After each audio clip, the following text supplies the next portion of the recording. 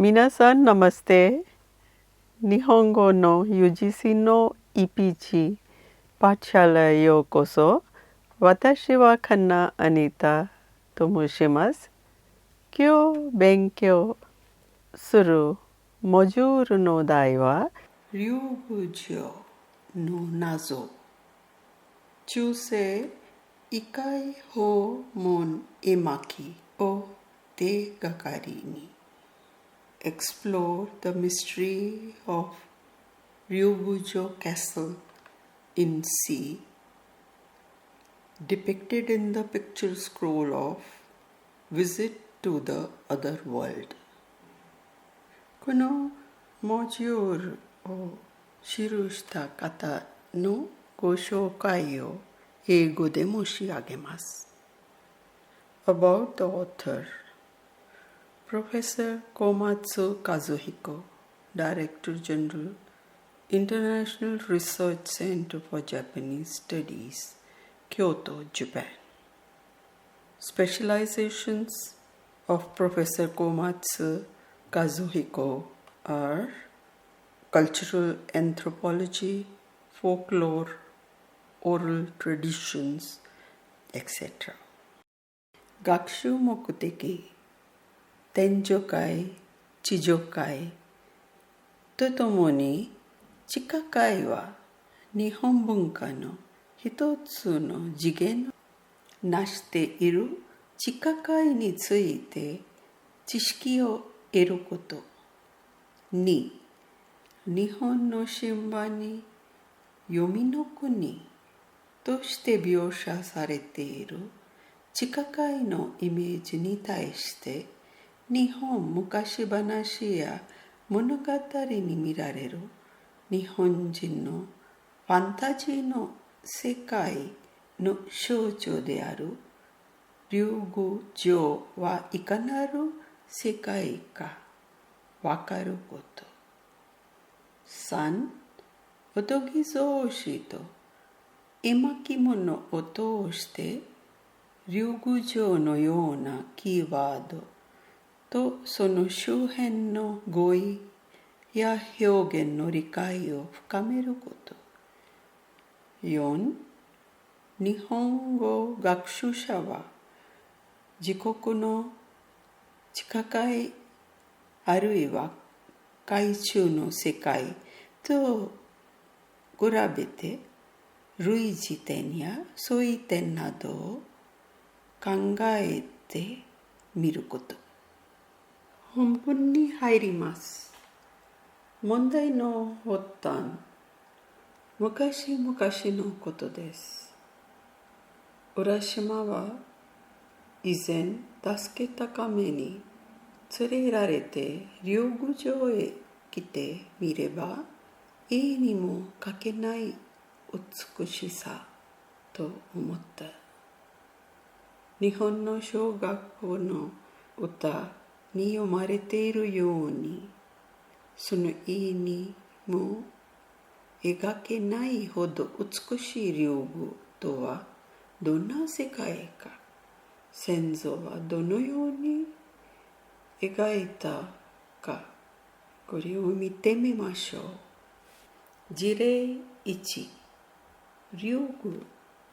つまり海中異界の訪問談、おとぎ草子収録の浦島太郎の物語。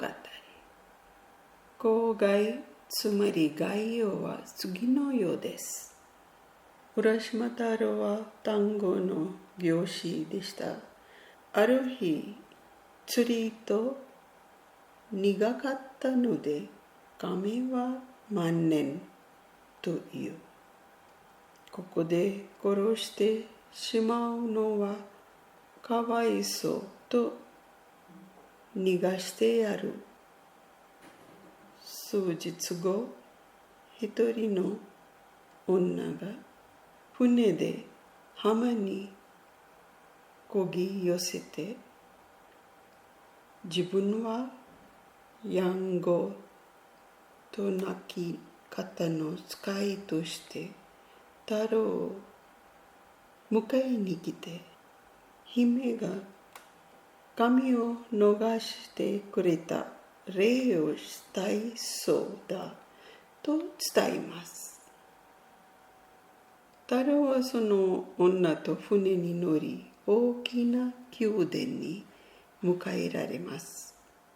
竜宮城というところです。竜宮城というところは銀の塀に囲まれ、金の屋根瓦に囲まれた庭は、東が春、南が夏、西が秋、北が冬というふうに四季折々の風景がいつでも楽しめるようになっている不思議な庭でした。ここで姫と3年暮らし、太郎は残してきた両親が心配になり、帰りたいと申し出します。姫は、私は実は太郎に助けられた亀です。と明かし、きれいな箱、玉手箱を一つ取り出し、絶対にこの箱を開けになってはいけませんと手渡します。太郎は元住んでいた浜にたどり着くが、村は消え果てていました。ある一軒家で浦島何がしのことを尋ねると、近くにあった古い塚が700年以上も前に行方知れずになった太郎と両親の墓だと教えられる。絶望した太郎は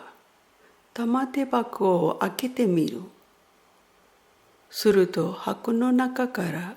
紫の雲が3筋立ち、24、5歳だった姿がみるみるうちに変わり果てて、鶴になって大空へ飛んで行ってしまいました。それというのも、この間に浦島が人間世界でとっていたはずの年齢を亀が計らいとして箱の中に詰め込んでいたのでした。後に浦島太郎と姫は浦島の明神として現れました。長寿、不老不死、3年がほど肥沃連理のちぎりをなし、自らはこの竜宮城の神にて、僧侶が海に命を助けられ参らせ僧侶、その御法寺模賛。よもしきのには面白きこと。東の戸を開けてみれば、春の景色と覚えて、梅や桜の咲き乱れ、柳の糸も春風になびく霜のうちよりも、うぐいすの音も軒近くいずれのこぬれ離れや。南米の見てあれば、夏の景色とうち見えて、春を隔つる柿本にはうの花やまず咲きぬらん。池のはすは梅雨かけて、右は涼しきささなみに、よもしきの庭面白きこと。東の戸を開けてみれば、春の景色と覚えて、梅や桜の咲き乱れ、柳の糸も春風になびく霜のうちよりも、うぐいすの音も軒近く、いずれのこうぬれ花なれや。何目の見てあれば、夏の景色とうち見えて、春を隔つる崖穂には、うの花山津咲きぬらん。息のはすは梅雨かけて、右は涼しきさざ波に、水鳥あまた遊びけり。木々の梢も茂りつつ、セミの声、夕立ちかぐる、雲間より声立て通るホトトギス鳴きて、夏とや知られけり。西は秋とうち見えて、よもの末もこよしく、ませのうちなる白菊や霧たちにむるのべの杖、白萩がろうを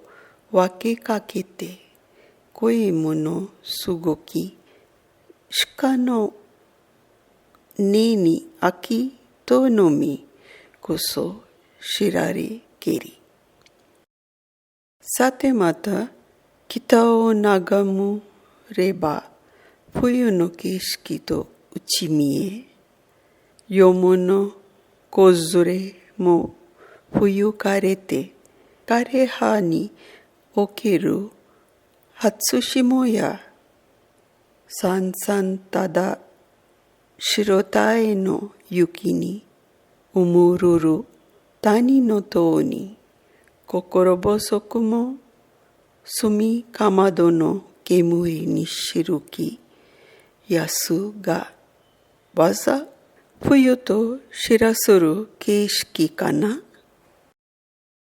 事例に、越後国の菅野竜宮城海中訪問団地蔵堂演技の越後の僧の物語。郊外、つまり話の概要。ある地蔵堂で一人の僧が妙法千日の写経を始めます。2年ほど経った頃、美しい女が法華門を読む僧のもとを訪れ、供養の摂取となることを申し出ます。僧は次第に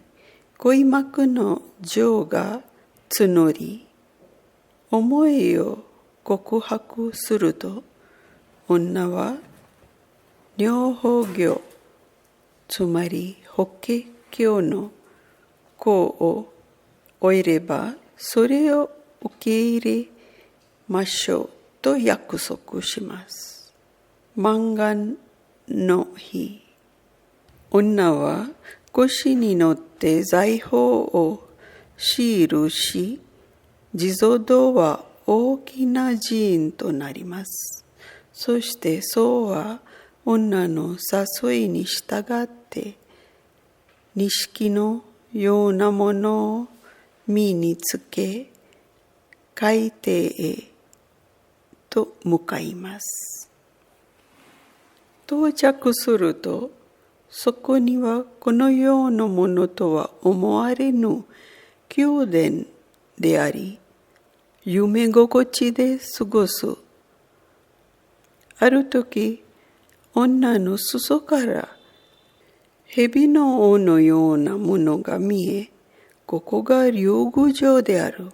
ことを悟り、一通りの世界へ帰りたいと申し出ます。女はそれをさすが、連母の気持ちを持って帰ったために、無効になった写経をそうに見せ、戻った後再び女房の写経を行うように諭します。そうは地蔵堂に戻ると姿が大弱となっており、それを見たお寺の僧は悶絶し、村人たちは騒ぎます。僧は地蔵に観光やしたところ、